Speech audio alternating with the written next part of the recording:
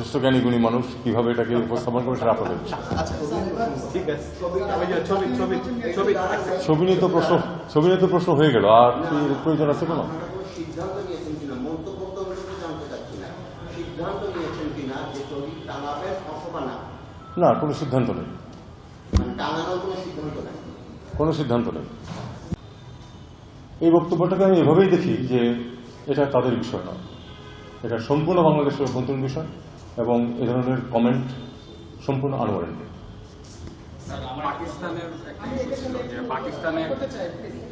বলুন।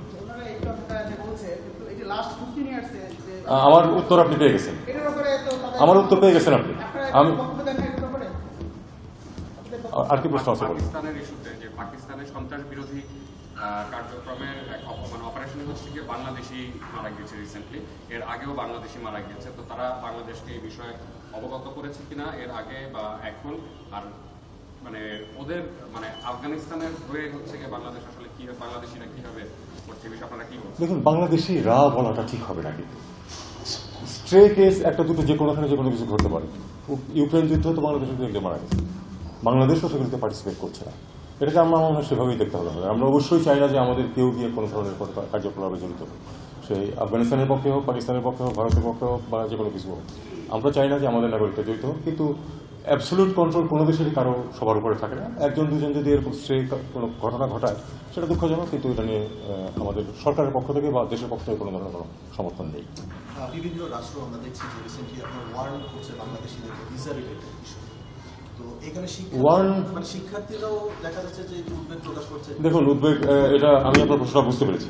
এটা নিয়ে উদ্বেগ আমার নিজেরও আছে। আমি একটা উদাহরণ আপনাকে দিই। বিশেষ করে জার্মানিতে আপনারা জানেন যে এডুকেশন খুব হাই স্ট্যান্ডার্ডের, একই সাথে সম্পূর্ণ ফ্রি, ইউনিভার্সিটির কোনো ফি লাগে না কারোর জন্য, যে ভর্তি হবে তার কোনো ফি লাগবে না। কাজেই বাংলাদেশি ছাত্ররা প্রচণ্ড আগ্রহী হয়ে উঠেছে যেটা জার্মানিতে যাওয়ার জন্য, এবং 80,000 অ্যাপ্লিকেশন আছে, 80,000 অ্যাপ্লিকেশন আছে। জার্মান রাষ্ট্রদূত তিনি চলে গেছেন, তিনি বলেছিলেন যে দেখুন, আমার কিছুই করার নেই, কারণ আমার মোট সামর্থ্য হচ্ছে 2000 কেস প্রতি বছর করা। তার মানে তারা এটা আসলে হ্যান্ডেল করতে পারবে না।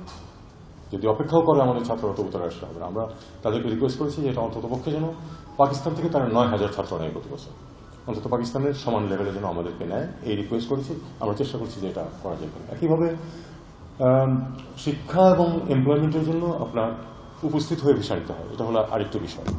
যেমন অনেক দেশে কিন্তু অনলাইন ভিসা টুরিস্ট হিসাবে বিজনেসের জন্য পাওয়া যায়, কিন্তু যখন আপনি একটু সময়ের জন্য যাচ্ছেন পড়াশোনা করতে হবে, চাকরি নিয়ে, তখন কিন্তু উপস্থিত যেতে হয়। এটা নিয়েও আমরা অনেক সমস্যায় আছি, কারণ বেশিরভাগ দেশে, যেগুলি দেশে আমাদের এখানে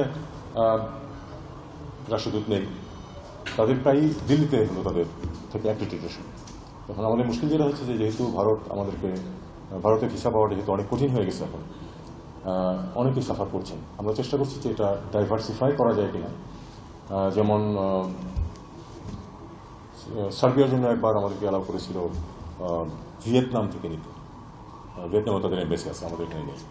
এরকম আমরা চেষ্টা করছি যে বিভিন্নখানে ডাইভার্সিফাই করা যায় কিনা, যে দিল্লি থাকুক, পাশাপাশি আরও একটি দেশে তাদের দূতাবাস থেকে আমরা ভিসা দিতে পারি। অন্যান্য দেশে তো ভিসা বন্ধ করে দিয়েছে, ভিয়েতনামে যদি সার্বিয়া নিয়েও আসে, ভিয়েতনামের ভিসা তো এখন বাংলাদেশের পাচ্ছে। দেখুন, ভিসা হচ্ছে অ্যাবসলিউটলি একটা সভরেন সিদ্ধান্ত ওই দেশের। আপনি কখনোই কাউকে বলতে পারবেন না আপনি কেন আমাকে ভিসা দিলেন না, এটা কিন্তু বলা যাবে না। ভিসা নিয়ে আমাদের বস্তুত সবখানেই আমাদের সরকারি পর্যায়েও কথাবার্তা হয়। আমাদের দেশের লোকদেরকে যে ভিসা বিভিন্নখানে বন্ধ করছে, এটার জন্য তাদেরকে আমি যতটা দায়ী করতে পারি, আমি মনে করি যে আমরা নিজেরা তার থেকে বেশি দায়ী। কারণ আমরা খুব বেশি অন রেকর্ড আমরা প্রচুর ফেক কাগজপত্র দাখিল করি। 2, আমাদের এখান থেকে তুলনামূলকভাবে ইরেগুলার মাইগ্রেশনে যাওয়ার সংখ্যা বেশি। কাজে আমাদের রেপুটেশনের প্রশ্ন, যে কারণে আমাদের ভিসা কঠিন হয়ে গেছে, জেনুইন লোকদের জন্য কঠিন হয়ে গেছে। এটা আমাদেরকে নিজেদের ঘর ঠিক করতে হবে, তাহলে এই সমস্যা থাকবে। ধন্যবাদ। আমরা দেখেছি যে ভারত থেকে যে শেখ হাসিনা যেসব উস্কানিমূলক বক্তব্যগুলো দিত, যেটার প্রতি আপনারা জানিয়েছেন, সেগুলো পরিমাণটা কমছে। আজকে আমরা কথা বলেছি, আমরা শ্রীনাথ দত্ত, তিনি বলছেন যে এটা ভারত সরকারের পক্ষ থেকে শেখ হাসিনাকে হয়তো কোনো বার্তা দেওয়া হতে পারে। আপনারা কোনো অফিসিয়াল আমার এ ব্যাপারে আমার কোনো কমেন্ট নাই, আপনারা তো বললেন যেটুকু শুনলেন স্যার, public একটু স্পেসিফিক্যালি আমার কাছে কিছু active করবে।